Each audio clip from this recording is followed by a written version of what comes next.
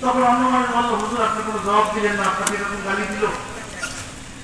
ভাই, আমার সামনে এক বিশাল সমুদ্র পলছিরাজ, ওই পলছিরাজকে আমি পার হয়ে যাইতে পারবো কিনা আমার জানা নাই। যদি আমি পলছিরাজ পার হয়ে যেতে পারি, কবরে পার হয়ে যেতে পারি, তাহলে এই গাইলে আমার কোনো কিছু আসা যাবে না। আর যদি ভাইয়া খোদা না খাস্তা আমার গুনার কারণে আমি কবরের হাসরে লেগে ধরা খাইয়া বসি, তাহলে আপনার এক থেকে বড় গাইলের উপযুক্ত আমি। এই ছিল সাহাবায়ে কেরাম। আল্লাহ, এই জন্য ভাই নিজের সংশোধন করি। তরিকার উদ্দেশ্য হয়েছে নিজের ইসলাম করা, দায়িত্ব পালন করার জন্য বললাম, দায়িত্বশীল হইলাম, কোনো লাভ নাই।